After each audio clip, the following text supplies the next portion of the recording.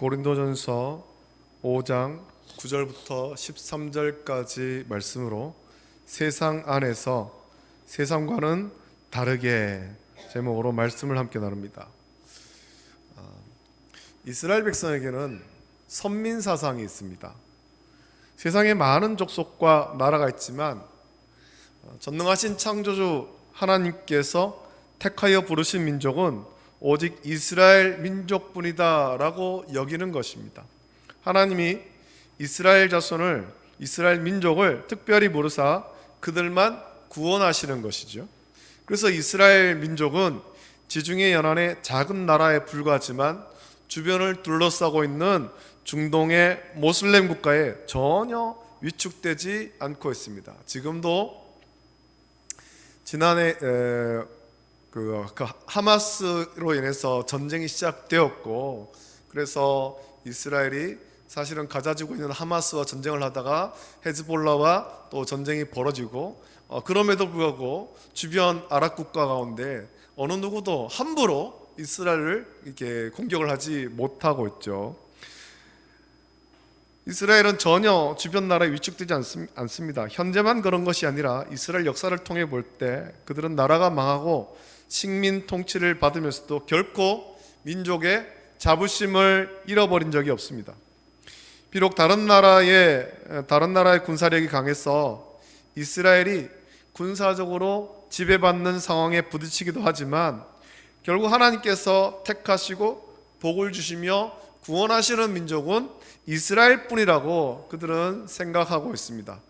그들에게 이방 사람들은 자기들을 위한 이스라엘 민족이 천국에서 지낼 때 아주 편안하고 안락하고 따뜻하게 지내기 위해서 이방 민족은 그 지옥의 불쏘시개, 땔감에 불과하다, 그렇게 여겼습니다. 그런데 과연 하나님이 이스라엘 자손만 세계 많은 민족 가운데 딱 집어서 이스라엘 민족만 택해서 구원하셨습니까? 아닙니다. 하나님은 이스라엘 자손뿐만 아니라 우리 모두를 사랑하시고 구원하십니다. 예수님께서 니고데모에게 하신 말씀 보면 하나님이 이스라엘 자손을 사랑하사 그렇게 말씀하지 않죠. 하나님이 세상을 사랑하셨다라고 말씀하셨습니다. 세상 모든 민족을 사랑하시죠. 하나님이 우리를 사랑하사 독생자 예수 그리스도를 성육신하게 하셨고, 누구든지 하나님의 그 사랑과 십자가에서 우리를 위해서 피 흘려 죽으신 예수 그리스도를 구주로 믿으면 누구든지 주의 이름을 부르면 구원받습니다. 그것이 이스라엘 사람이든지 이방이든지 누구든지 우리 주 예수 그리스도를 구주로 믿으면 구원받습니다. 오늘 말씀은 바울이 고린도 교회 성도를 향해서 성도로서 어떻게 살아야 할 것인가 하는 것을 말씀합니다. 우리도 이 말씀 묵상하면서 이 세상에서 성도로서 합당한 삶을 살고 또한 복음으로 세상을 변화시켜가는 저와 여러분 되시기를 예수님의 이름으로 축복합니다. 자, 우리가 전도할 때 겪는 어려움 중에 하나가 우리 주변에는 예수님을 안 믿는 사람이 별로 없다라는 거죠. 내 주변에 나와 가까운 사람들은 다 예수님을 믿고 있어서 전도할 사람이 없다는 고민을 해본 적이 있을 거예요.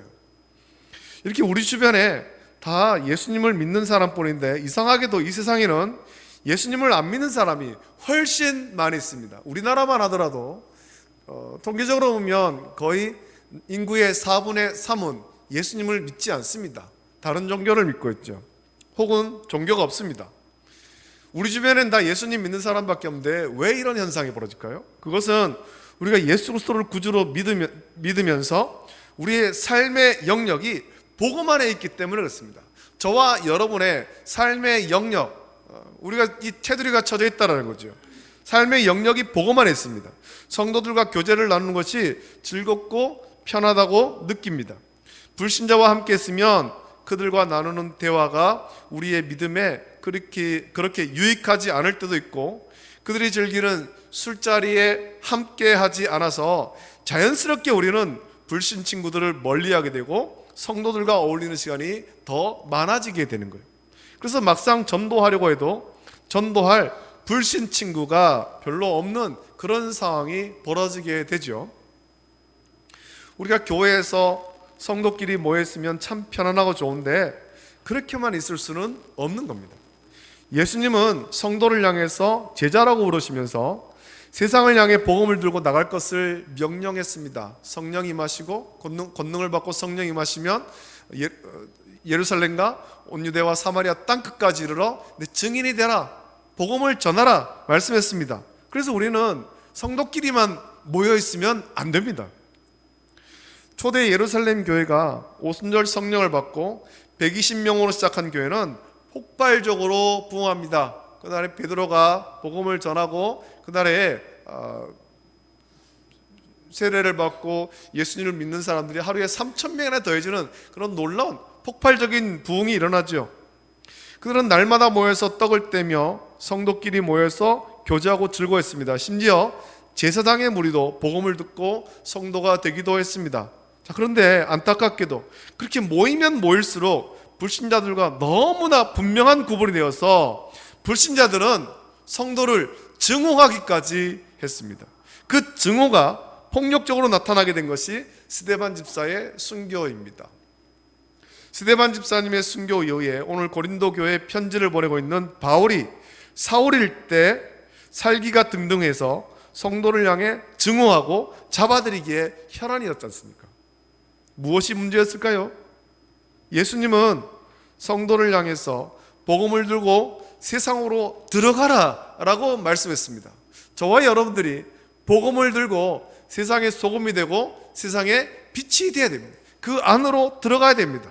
그래서 예수님의 증인이 되라고 말씀하셨지만 안타깝게도 초대교회는 온전한 증인이 되지 못하고 성도끼리 모여 그들이 받은 은혜를 나누는 데 만족했던 것 같습니다. 한마디로 성도들이 살아가는 환경은 세상 한가운데인데 성도는 복음을 들고 세상 속으로 깊숙하게 들어가지 못하고 있었다는 거죠.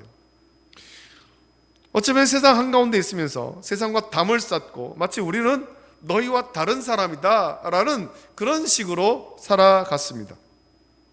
이스라엘 자손이 팔레스타인 지역에 살면서 그 지역의 이방인들과 모슬렘 사람들과 섞이기를 싫어하고 자신들은 하나님께 택함받은 선민이며 나머지 이방인은 지옥의 불쏘시개다 라고 여기는 것과 같았습니다. 분명 성도는 하나님의 자녀로 거룩하게 부름받은 사람입니다만 우리가 천국에 갈까지 우리는 이 땅에 있음을 기억해야 됩니다. 이 땅에 많은 불신자와 함께 살고 있습니다. 또 이 땅에서 우리는 그 불신자에게 복음을 전해야 될 사명이 있다는 것을 기억하십시오. 이것을 생각할 때 성도는 그럼 이 세상에서 어떻게 살아가야 될까요? 우리가 거룩하게 구별되어야 됩니다만 또한 그 거룩하게 구별된 모습으로 복음을 들고 세상 속으로 들어가야 됩니다. 바울은 오늘 본문 9절 10절에서 성도가 세상에서 어떻게 살아야 할지를 말씀합니다. 내가 너에게 쓴 편지에 음행하는 자들을 사귀지 말라 하였거니와 이 말은 이 세상에 음행하는 자들이나 탐하는 자들이나 속여 빼앗는 자들이나 우상 숭배하는 자들을 도무지 사귀지 말라 하는 것이 아니니 만일 그리하려면 너희가 세상 밖으로 나가야 할 것이라 라고 말하고 있습니다. 앞서 바울은 고린도 교회에 있었던 이방인도 행하지 않는 음행이 있었다 그런 소식을 들었죠. 누가 아버지의 아내 첩을 취했다라는 음행의 소식을 들었고 교회에 이런 일이 있었음에도 고린도 교회가 교만해서 통한이 여기지 아니하고 그 일 행한 자를 쫓아내지 않았다라는 소식을 들으면서 교회가 거룩함을 지키기 위해 말씀을 따라 온전한 권징을 시행하라라고 했습니다. 당시 고린도는 세상의 향락 문화가 창궐한 도시였기 때문에 사실 음행이 난무했었고 그런 일에 대하여 도덕적인 경각심도 크지 않은 도시였습니다. 남들 다 하는 건데 우리 이 도시에서는 뭐 그냥 하는 일인데 이렇게 여기겠습니다. 따라서 불신자들은 대부분 음행의 일을 저질렀고 육체의 쾌락을 위해서 그런 일을 했습니다. 또 고린도 교회 성도 중에도 아직 믿음이 온전치 못한 사람들은 그런 일에 대해서 죄라는 생각을 깊이 하지 못하는 상황이었죠. 이전에 행하던 일들은 예수님 믿기 전에는 아무렇지도 않게 행하던 일이었습니다. 아직 믿음이 약할 때 여전히 그 일을 하고 있을 수도 있다는 겁니다. 바울이 그 음행을 행한 일에 대하여 권징을 시행하라고 말씀한 것은 고린도 교회 성도들에게 그 당시에 음행을 죄로 여기지 않고 행하던 불신자들과의 모든 관계를 단절하라 라는 말씀이 아닙니다. 바울도 10절에서 그것을 분명히 말하고 있지 않습니까? 바울이 이 말씀을 전하는 것은 성도들이 살아가는 곳은 세상 한가운데이며 불신자들과 둘러싸여 살아감을 말씀하면서 그곳에서 불신자들과 구별해서 담을 높게 쌓고 교회 안에서 성도끼리만 모여가지고 교제하고 어울리라, 그런 말씀이 아닌 거예요. 세상은 악하기 때문에 우리는 저들과 어울릴 수 없어. 그래서 담을 높게 쌓고 그들이 교회 안으로 들어오지 못하도록 막고 우리도 교회 밖으로 나가지 않고 교회 안에만 모여 있으라, 그런 말이 아닙니다. 만약 그렇게 하려면 이 세상에서 성도가 있을 곳은 어디에도 없게 되는 것입니다. 바울이 말씀하고자 하는 것은 성도가 살아가는 이 세상이 치열한 영적 전쟁터임을 기억하고 복음을 들고 불신자에게로 증인의 사명을 감당하기 위해 들어가야 한다라는 것입니다. 우리가 복음으로 무장을 하고 우리가 성령의 인도하심 받아서 거룩함으로 변화되어 세상 속으로 들어가야 됩니다. 영적 전쟁터 안으로 들어가야 됩니다. 그리고 복음으로 세상을 변화시키는 것입니다. 우리가 복음으로 변화된 우리의 착한 행실로 세상 사람들에게 하나님을 나타내야 됩니다. 그것이 세상의 소금, 세상의 빛으로 사는 삶입니다. 성도가 복음을 들고 세상으로 나가서 증인의 사명을 감당하기 위해서는 먼저 성도 자신이 거룩해야 되고 교회가 거룩함을 잊어버려서는 안 될 것입니다. 바울이 앞선 본문에서 음행을 행한 자에 대하여 온전한 권징을 시행하라고 한 이유는 교회와 성도의 거룩함을 지키기 위해서 시행하라는 것입니다. 세상 속에 있다고 해가지고 세상과 똑같이 음행하고 더럽고 이런 죄악들이 교회 안에 물밀듯이 들어와가지고 같이 오염되면 안 되는 거지요. 세상 속에 있지만 교회는 거룩함으로 구별되어야 될 것입니다. 오늘 본문 11절에서도 바울은 교회의 거룩함을 지키기 위해 온전치 못한 사람과 교제를 나누지 말라라고 했습니다. 교회 안에서입니다. 교회 안에서 그 온전치 못한 자, 회개하지 않은 자, 여전히 죄 짓는 자, 그 자가 교회 안에 있을 때 그를 거기에 남겨두면 안 된다라는 거죠. 교회를 지키기 위해서, 성도의 거룩함을 지키기 위해서는 그 죄를 지은 자를 끊어내야 되는 것입니다. 교회의 거룩함을 지키기 위해서. 바울은 이렇게 말합니다. 이제 내가 너에게 쓴 것은 만일 어떤 형제라 일컫는 자가 음행하거나 탐욕을 부리거나 우상 숭배를 하거나 모욕하거나 술 취하거나 속여 빼앗거든 사귀지도 말고 그런 자와는 함께 먹지도 말라 함이라 라고 했습니다. 어떤 형제라 일컫는 자, 교제를 끊어야 될 사람을 한정하고 있는데 어떤 형제라 일컫는 자라고 했습니다. 이거 누구겠습니까? 교회 안에 있는 자를 말하는 겁니다. 교회 안에 있는 자, 교회 안에 들어온 사람 중에 믿음이 온전치 못해서 악한 죄를 일삼는 자가 있다면, 그러면서도 회개하지 않는 자가 있다면 그와 교제를 나누지 말라라는 거지요. 이런 사람과는 사귀지도 말고 함께 먹지도 말라고 말한 것은 앞선 2절의 말씀을 통해 살펴볼 때 교회에서 내쫓으라는 겁니다. 내쫓으라. 인정에 끌려서 그냥 남겨두지 말라라는 거죠. 교회를 지켜야 되는 것입니다. 교회의 거룩함을 지키고 성도의 거룩함을 지키기 위해서는 죄를 지은 채도 죄를 지었지만 회개하지 않는 자를 그냥 놔두면 안 되는 거예요. 그렇게 해야 하는 이유는 비록 성도가 음행과 더러운 죄를 죄인 줄로 알지 못하고 행하는 불신자들과 섞여 살아가야 하고 그들과도 사귐이 있어야 합니다만, 그런 중에서도 성도와 교회는 분명히 불신자들과 다른 삶을 살아야 하기 때문입니다. 성결해야 되는 거죠. 저와 여러분들은 성결해야 되는 거예요. 세상 속에서도 거룩하게 구별되어야 됩니다. 사람들이 그걸 보면 알아야 되죠. 아, 예수님 믿는 사람들은 뭔가 다르다, 거룩하다, 정직하다, 이거를 깨달아 알아야 되는 것입니다. 예수 그리스도의 보혈로 죄 씻음을 받은 그래서 하나님의 거룩한 자녀가 된 성도들은 그 삶이 이전에 예수 그리스도를 믿지 않던 때와는 분명히 달라져야 됩니다. 새롭게 변화되어서 변화된 모습으로 세상 속으로 들어가야 되죠. 여러분, 죄는 우리를 가만히 두지 않습니다. 자꾸만 옛사람의 습성이 나오게 하고 육체의 쾌락을 쫓게 만듭니다. 성도는, 그리고 교회는 죄가 들어와서 오염시키지 못하도록 늘 말씀과 기도로 깨어 있어야 하고 성결해야 할 것입니다. 성도와 교회가 그렇게 성결해야 하는 이유가 무엇이겠습니까? 그 이유는 복음이 전파되게 하기 위해서입니다. 또 우리가 죄에서 구원받았기 때문에 성결해야 되죠. 12절 말씀에 밖에 있는 사람들을 판단하는 것이야 내게 무슨 상관이 있으리오마는 교회 안에 있는 사람들이야 너희가 판단하지 아니하랴 라고 말합니다. 사실 예수님을 믿지 않는 불신자들이 세상 향락을 즐기며 음행을 한들 여러분, 그것이 우리와 무슨 상관이 있겠습니까? 우리나라에서도 간통죄가 이미 폐지되었습니다. 부부가 불륜을 행해도 그것을 죄로 삼지 않는다는 것입니다. 세상 사람들은 그렇게 해도 그들에게는 상관이 없겠습니다만 성도는 세상의 그런 풍조를 따라가서는 안 됩니다.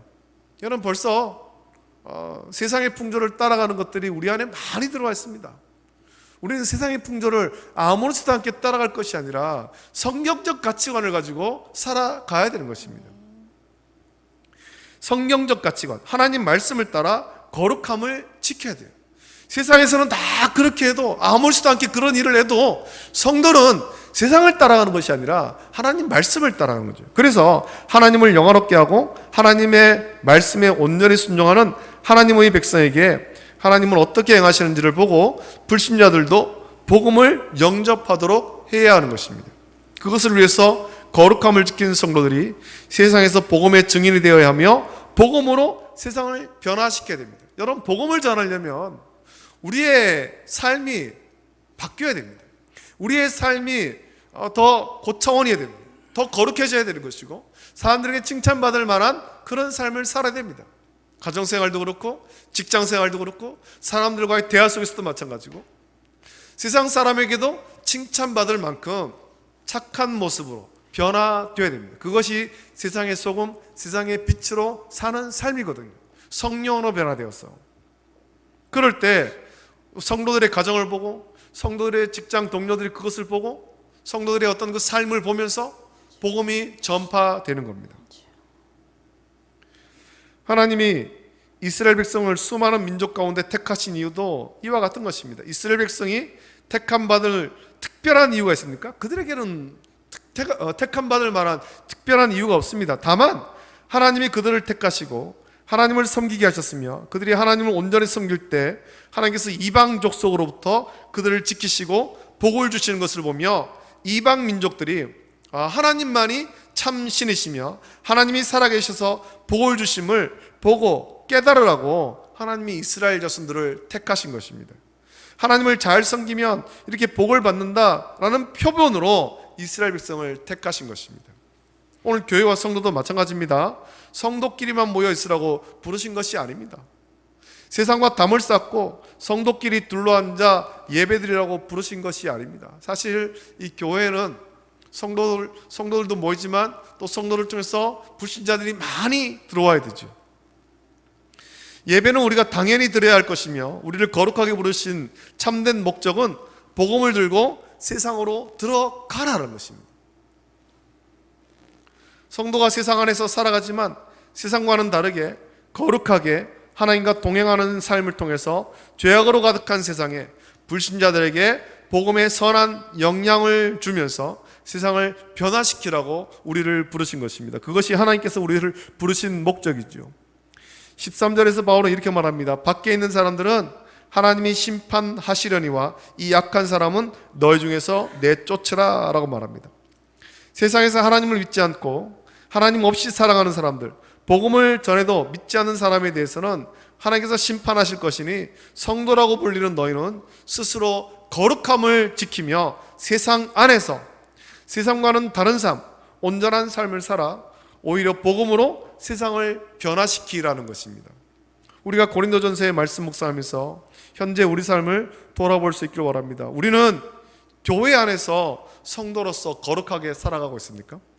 우리가 예수 그리스도를 믿는다고 할 때 우리의 삶은 분명 달라져야 될 것입니다. 세상과는 다르게 거룩하게 구별된 삶. 그래서 하나님만 찬양하는 삶이 되어야 하고 세상 사람들도 그렇게 다른 우리의 삶을 볼 수 있어야 되는 것입니다.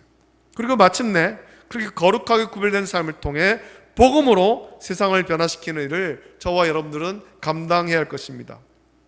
우리 안에, 우리의 가정 안에, 교회 공동체 안에 죄가 들어오지 못하도록 거룩을 유지하기 위해 말씀과 기도로 무장하는 저와 여러분 되시기를 원하고, 복음을 들고 세상 속으로 들어가서 세상을 복음으로 변화시키는 저와 여러분 되시기를 예수님의 이름으로 축복합니다. 아멘. 기도하겠습니다. 좋으신 아버지 하나님, 사랑과 은혜를 감사합니다. 오늘도 주의 전으로 인도하시고 하나님을 예배하게 하심을 감사합니다. 고린도전서의 말씀을 묵상하면서 우리가 이 시대에 어떻게 주를 섬기며 살아가야 할 것인가, 또 주께서 맡기신 복음을 전하는 사명을 어떻게 감당해야 될 것인가 우리가 묵상하고 깨닫게 하여 주시옵소서.